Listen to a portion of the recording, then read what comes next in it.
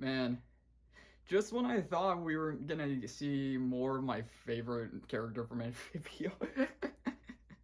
I mean, okay, so how's everyone doing today, guys? My name is Codes. This is Amphibia, episode 25A, Swamp and Sensibility. This is a weird episode to start with, because so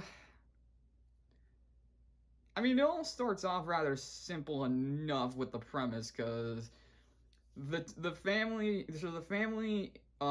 has to make a stop in this Ribbit Vale, which is a fancy rich town in Amphibia. Like, even Hop Hop doesn't trust it, he's like, don't get sucked in the fanciness and all that. So it's like, I'm like thinking, okay, so we're gonna have an episode of like the difference between the high and the low and stuff like that.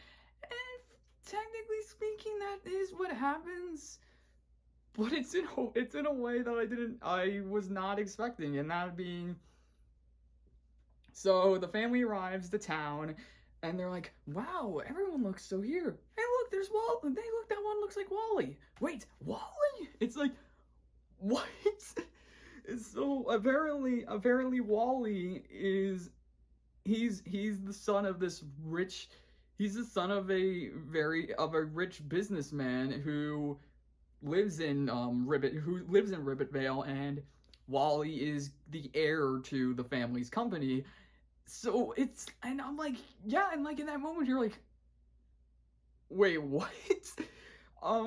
At first I was like, wait, so was Wally's time in Warwood and Act? And I'm like, oh no, wait, no, it's the other way around. It has to be because, and yeah, so Wally explains to Anne, at least, that his time in Wartwood is who he is. He doesn't, he has lit. He's grown sick and tired of being fancy. He wants to be himself. He wants to be in a place where he can be himself while also being seemingly accepted by other people. And even I love how, and while he's describing this, I'm like, doesn't this kind of diminish the lesson in your episode with Anne? And even Anne brings that up. He's like, what about not letting people not letting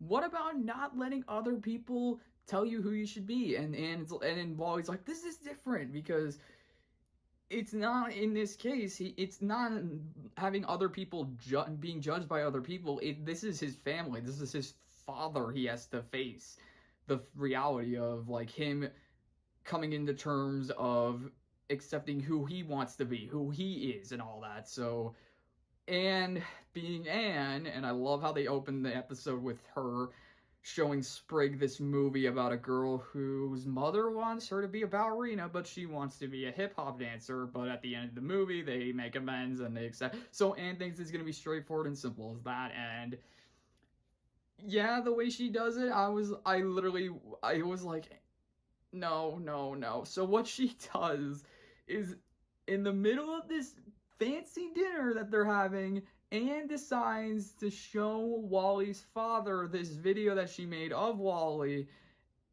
and it's not even any of the good moments. It's just all these ridiculous moments that Wally did, him like singing with his accordion, and then well, I mean, that one's not that silly. It was, but I mean, in that moment I'm like, you really don't want to show that one either, of him bathing in the fountain with the rubber ducky.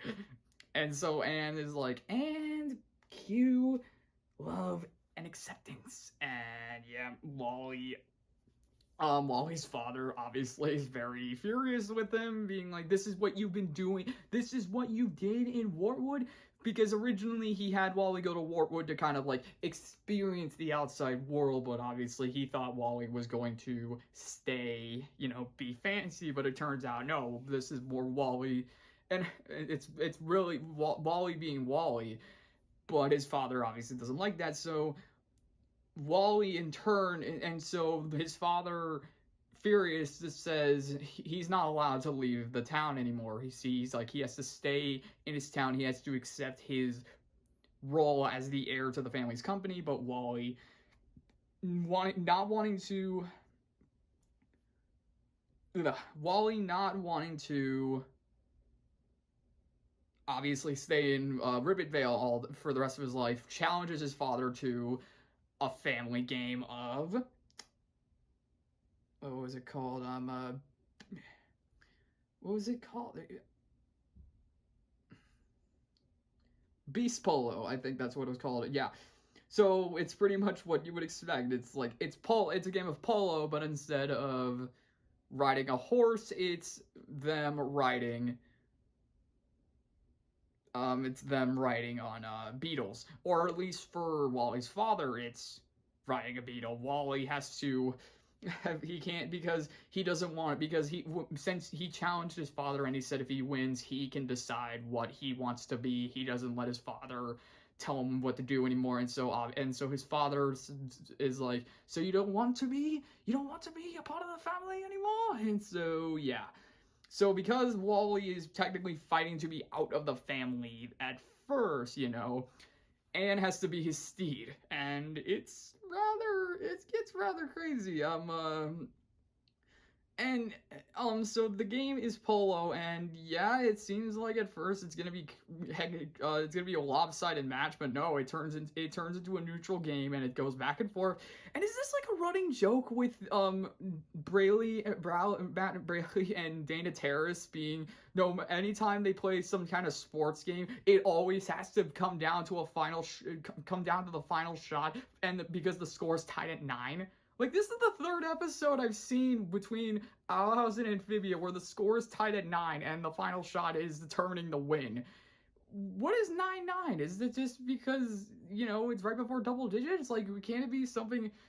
Is that an in-joke? Is it like the 12 joke in the freaking Marvel, in the MCU, I'm just saying, like, it's weird. It's weird when I see it. Oh yeah, by the way, there was also this... I'll be honest, I was surprised it took them this long to make this joke, but they do have a Kermit the Frog ripoff in this, who plays the commentator. He's like, hello, ladies and gentlemen, and welcome to an exciting game of Beast Polo! Way! God. They don't even hide it. I mean, the only difference really is that instead of being green, he's blue, but everything else about it is straight up Kermit. The eyes, the mouth, it literally does look like a puppet. It's stupid, it's funny, and it's hilarious, but I love it. Yeah, so the game, so basically, even though Anne has to be Wally's steed, Wally is mad at Anne for obviously ruining everything, and so Anne has to make it up to him, and so she, like I said, is his steed, and so they are able to tie the game up at 9 in the game, and so it comes down to the final shot. And at first it seems like his father's gonna win, but then I actually wondered why this happened. So Wally's father hits the shot and takes the shot, and it hits the post, and it comes right back to Wally and Anne, so they kind of get their second chance. I was wondering if Wally's father intentionally did that or not.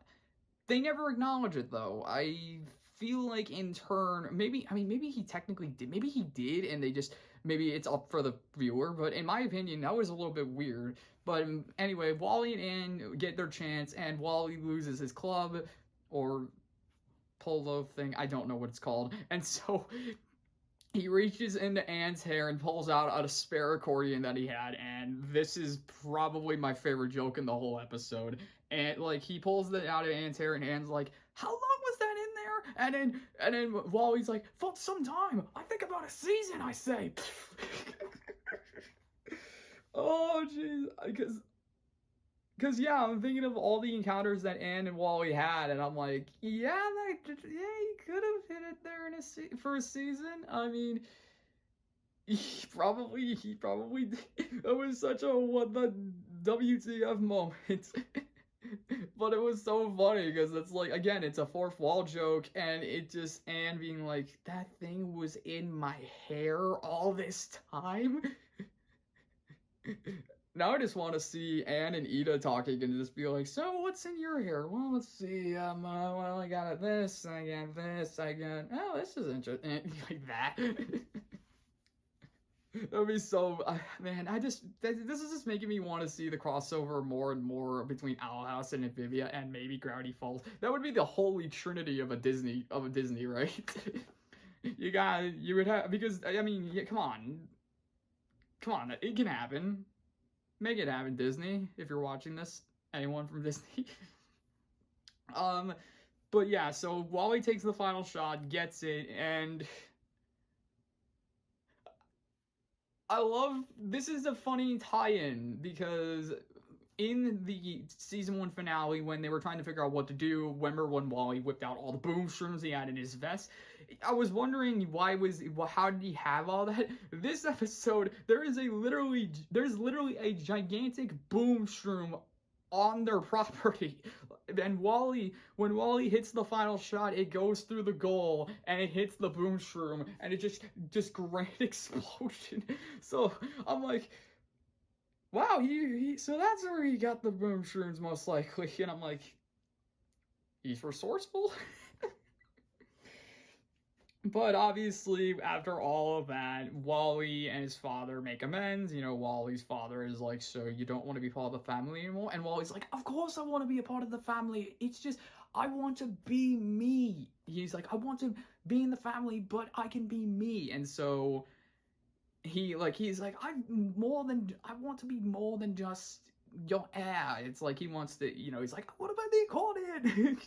And then it turns out that his father also played the jug, like I think that's what they called it. So like they have like this duo, and yeah, it's a lot of fun, and it's really cool. I really love.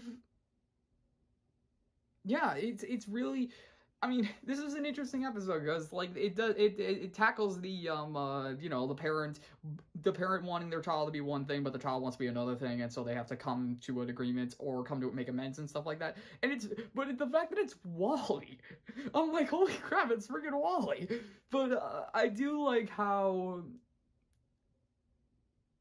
it is interesting to see Wally.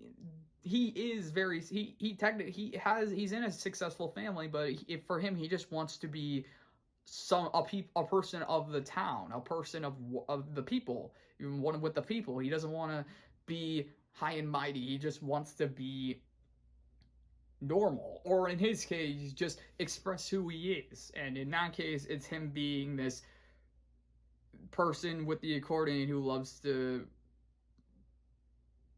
you know.